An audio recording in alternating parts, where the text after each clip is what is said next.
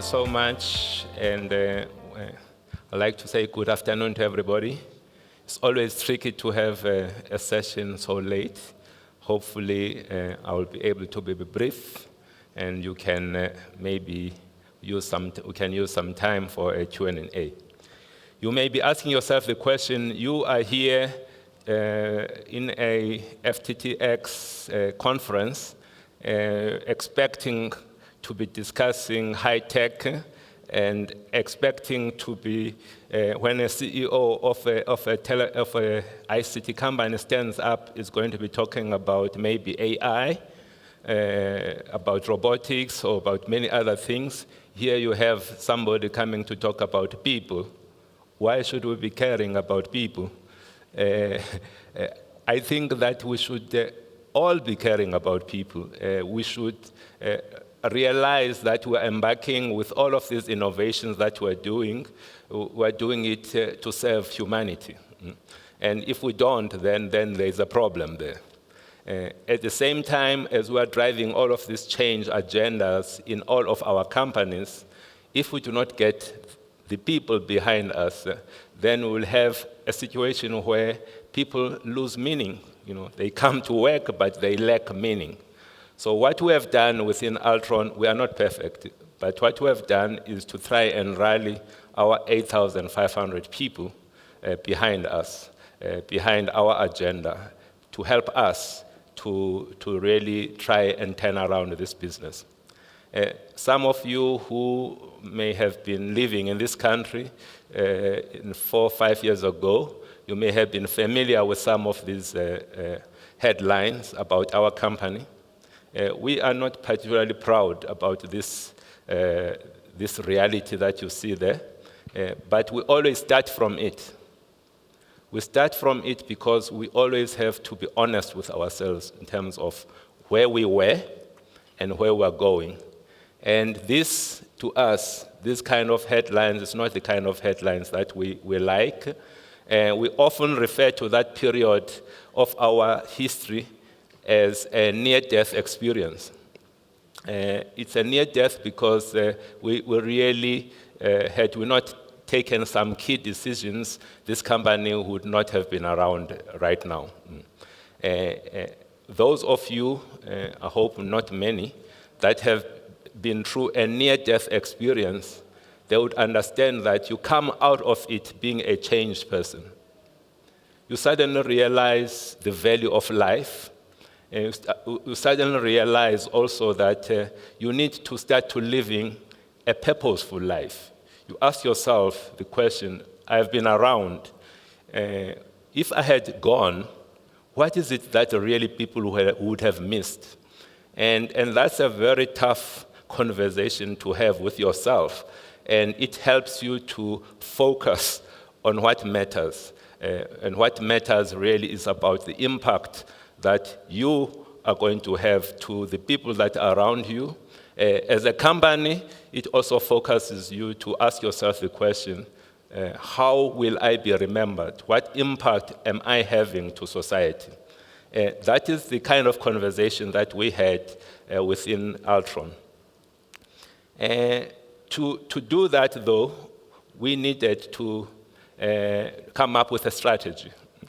A strategy, usually, many of you would know, you would go and to a bush, take ExCom members, 10, 20 of them, they go out and they come and they formulate a strategy for the company, and they come back and sell that strategy to the rest of the business. We felt that that is not necessarily the route that appealed to us. We felt we needed to take a different route. And in fact, when you are a company that is sick, there are so many doctors that are out there trying to help you. You have so many consultants following you, trying to offer you this and that. Of course, you can sign up with them, or you can ask yourself the question, who are the best people to help me to understand what is it that this company is sick around? Who are those people? And in our case, we realized that the best people that we have are our own people, our own employees. So we took the time 3 months. Took 3 months to engage with them. Us, the leadership team, going operation by operation. We've got 10 different operations within Altron. Engaging them, different levels of management, different levels of employee, listening to understand what is it that our employees like about our company, what is it that they would like us to change about our company. So that's what we did, and we gained so much business insights around that. Interestingly, you could have gone to sign up with a consultant, a McKinsey or whoever, and they would actually do the same thing. They would do the same thing, they would go and ask the same people. So we chose to take out the middle people who go directly to our own employees and engage them.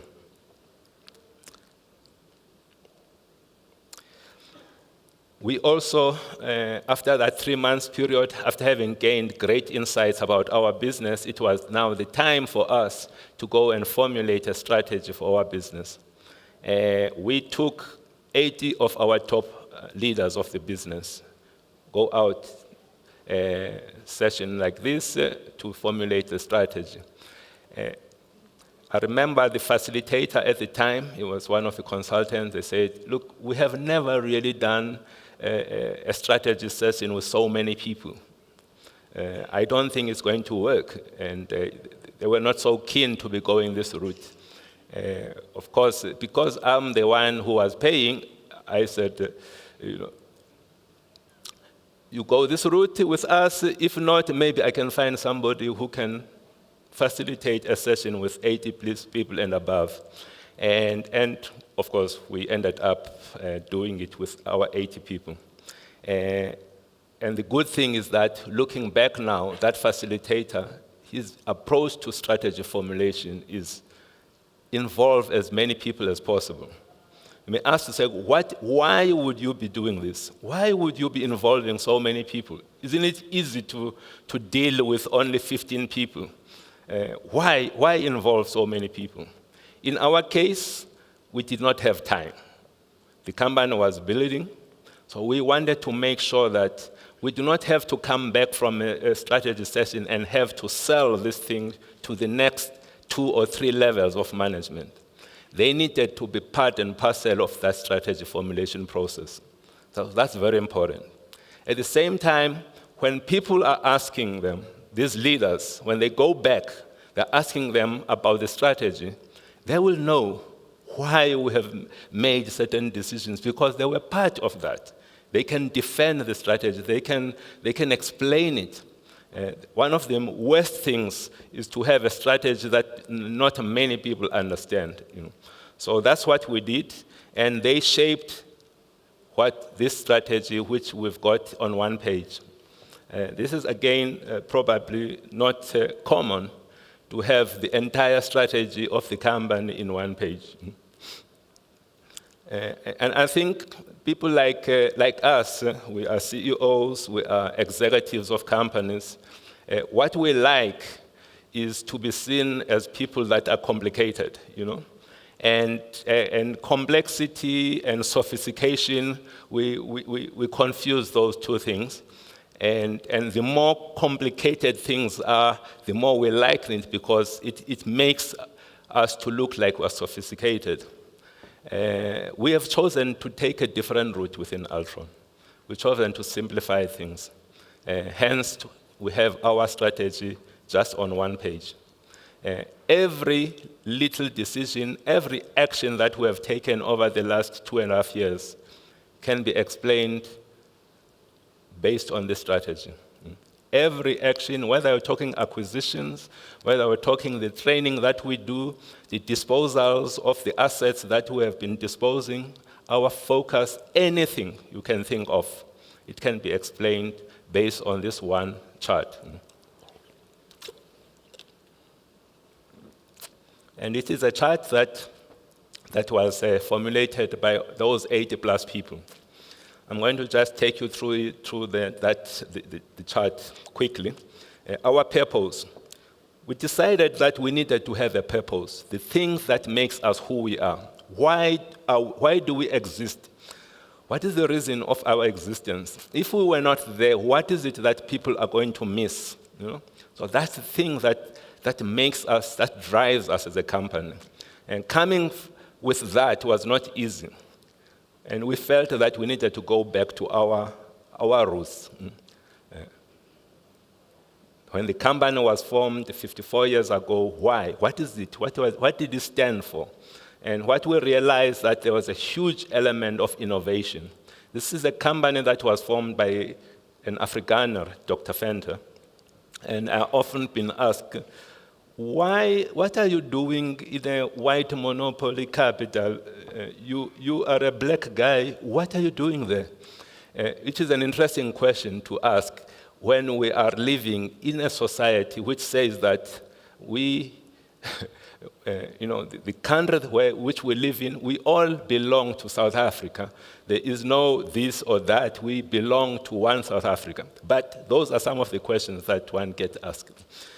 This person, he formed this company 54 years ago, Dr. Venter. It's no longer a family business. That's another mistake people make. It's a family business. This is a listed company that is being traded. Of course, its shares are traded on the Johannesburg Stock Exchange. The shareholders of this company, the PIC, the various insurance companies. That's why I often wonder, when people are saying, let's kill these white monopoly capital companies, I ask, where is this, looking about the insurance or the pensions of the people that are working in government, where are the pensions invested?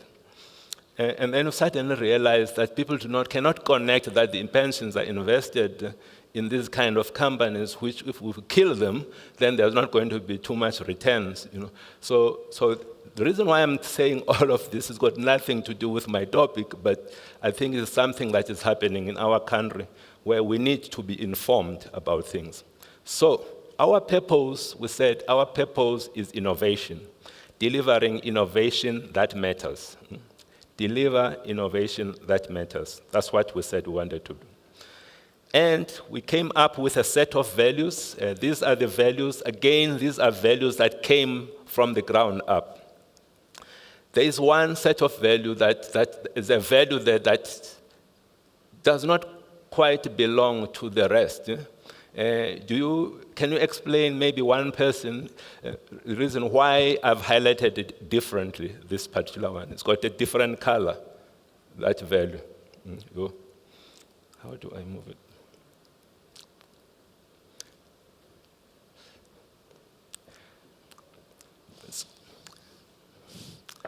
Anybody can answer why that one is a different color? Except for the fact that it's a different color. Okay. As I was saying, that these were the values that came from the bottom up. They were shaped, they were defined, they were made by our own employees.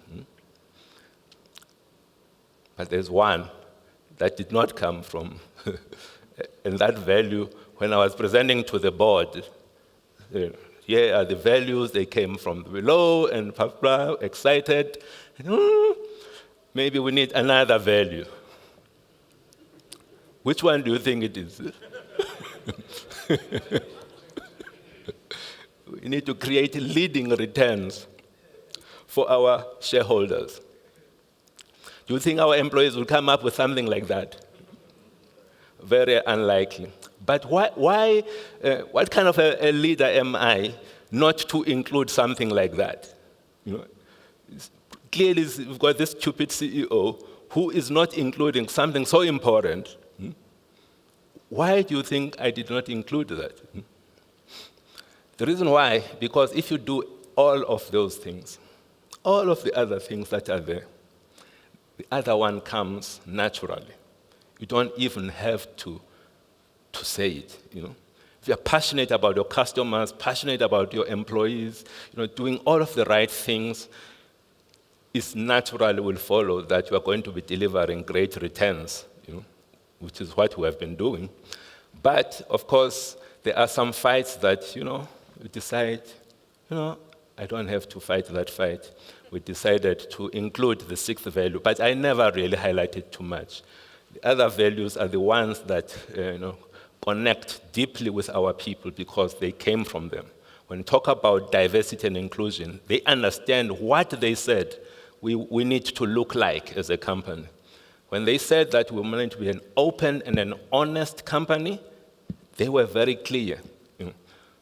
So saying they were saying, yes, we get things done in this company, but we no longer have fun. Now when you're seeing a value that we have, there is a combination of, yes, we're doing something, but we need to improve on something else. So when it comes to now adopting these values, being passionate and embracing them and living them, it's so easy because they can connect with them. They formulated these values. So we came up with a strategy. Again, our priorities, we said that let's have only 4 priorities: revenue growth, improving profitability, transforming customer experience, and employee excellence. And our focus as a company, although we're saying it's going to be revenue growth, we are not going to be growing via acquisitions. That is not our focus. Our focus is to look at our 20,000 customers that we have here in South Africa and the 6,000 customers that we have in the UK and see how we can cross-sell and upsell within those customers. So what that means is that regardless of what is happening in the economy, we already have existing relationships with those 20,000 customers. Let's leverage them. Let's do more with those existing customers. So that is our primary focus. Cross-selling, very boring strategy. Cross-selling and upselling.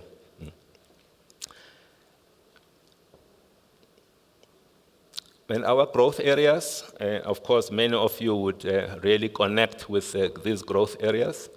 Cloud services, IoT, data analytics, and security. If you look at the acquisitions that we've made here in South Africa, we bought a company linked to Microsoft called Karabina. We're buying capabilities in the cloud services space and data analytics. We formed a partnership with a company called SAS, which is a leading company in the data analytics space. You can understand the connection. We made an acquisition in the UK, a company by the name of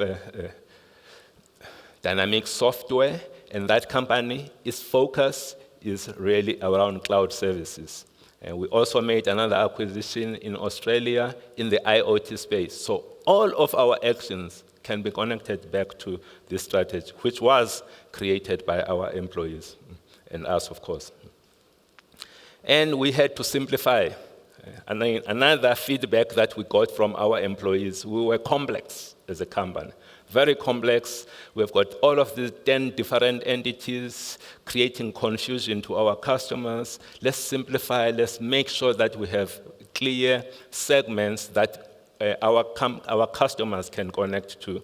So we came up with these 4 segments. So when we are reporting now to the market, we are reporting now based on those 4 segments.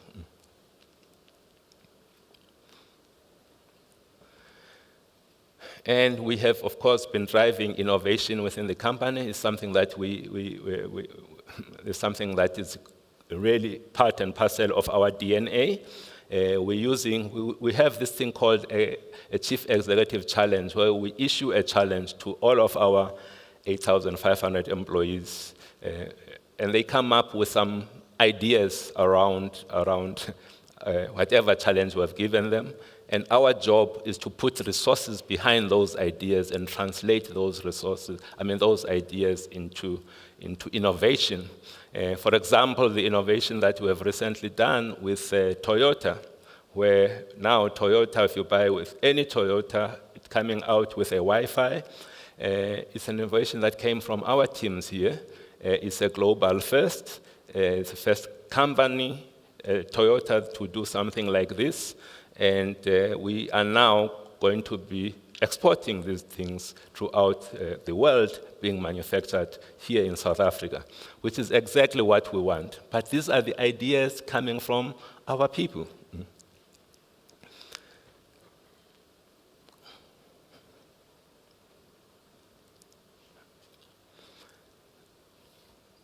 And the big drive, of course, that we have is to make sure that our teams are continuing to be relevant, are trained. Leadership development is critical to the success of our business.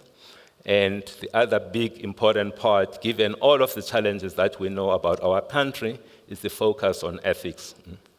You may or may not know that I think it was 4 weeks ago, we made an announcement where we were suspending 3 of our senior leaders in the business. Again, it's not something that we're proud of, but we talk about it. We talk about it because it's not something that we like. And the good thing is that it is our own people that decided that these actions that we see are the actions that are not consistent with our values. Let's report these things, and we investigate. We come to the conclusion that we need to take some action. That we are proud of, that our culture is pushing out this unethical behavior. That we are proud of. So that is some of the things that we do in the company. And of course, our focus is to make sure that we are relevant to the society in which we are operating.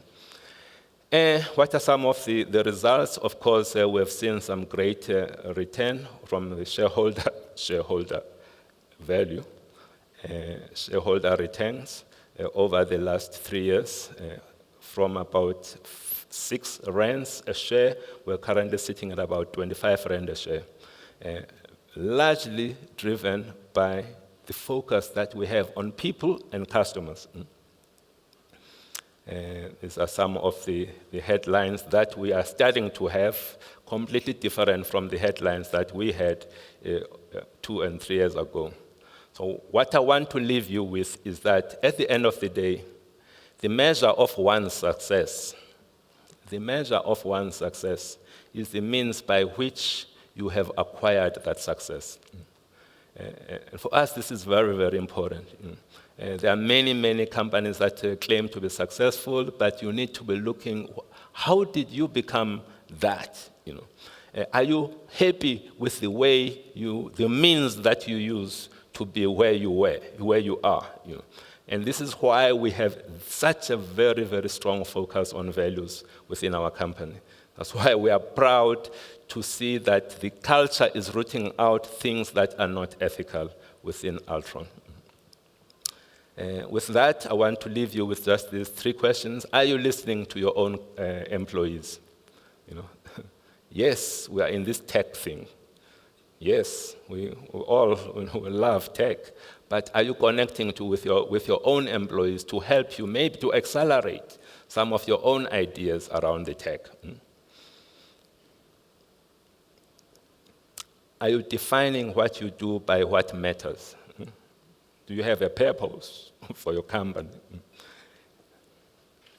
And lastly, we are living in a world where we do need to have you guys, all of us here as leaders, we need to take a stand on things. Do you take a stand on things? When things are not right, do you make sure that you speak up? Can your own employees look to you to speak up and say, okay, are you creating a safe environment for your own employees to be able to speak up? So these are some of the questions that I would like to leave you with. With that, I want to say thank you so much.